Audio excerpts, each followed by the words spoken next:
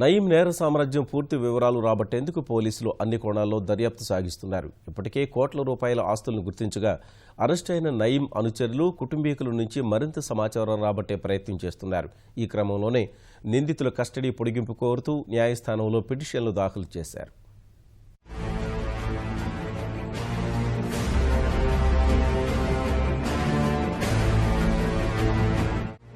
దేశవ్యాప్తంగా ఆస్తులు కూడబెట్టుకున్న గ్యాంగ్స్టర్ నయీం కేసులో పోలీసులు కీలక సమాచారం సేకరిస్తున్నారు. అతని భాగస్వాములైన సోదరుడు ఫహీం, మేనకోడలు సాజిదా షాహీన్ పేరిట భారీగా ఆస్తులు కూడబెట్టినట్లు గుర్తించారు. నయీం ఇంట్లో హత్యకు గురైన నదీం, నస్రీన్ మృతదేహాలను కాల్చివేయడంలోనూ వీరి పాత్ర ఉందని పోలీసులు నిర్ధారణకు వచ్చారు.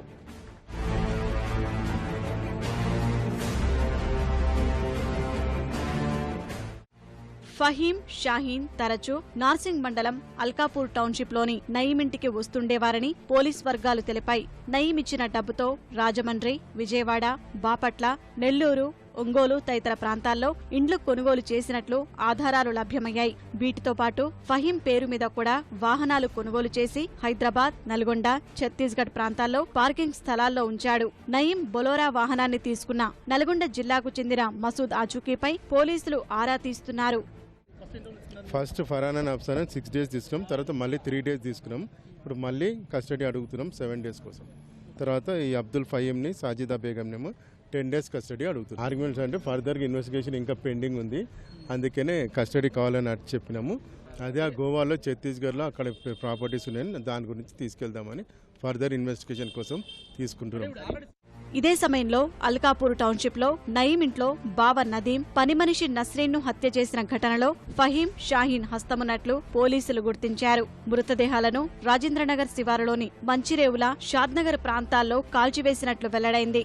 మంచిరేవుల వద్ద నస్రీన్ మృతదేహాన్ని సోమవారం పోలీసులు గుర్తించి అస్థిపంజరాన్ని వెలికితీశారు.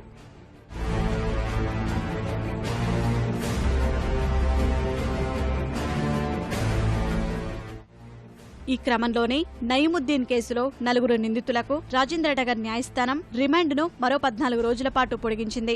ఫహీం మినహా ఆయన భార్య షాహీన్, ఫర్హానా, ఆఫ్సాలను కోర్టులో హాజరుపరచగా సెప్టెంబర్ 6 వరకు రిమాండ్ విధించింది. వీరితో పాటు నయీం మరో అనుచరుడు గోవాలో అరెస్టైన తాజుద్దీన్ రిమాండ్ను కూడా కోర్టు పొడిగించింది. మరోవైపు ఫర్హానా, ఆఫ్సాల 7 రోజుల కస్టడీ పిటిషన్, ఫహీం, షాహీన్ల 10 రోజుల కస్టడీ పిటిషన్లపై కోర్టులో వాదనలు జరిగాయి. ఈ 2 పిటిషన్లపై నిర్ణయాన్ని కోర్టు బుధవారానికి వాయిదా వేసింది.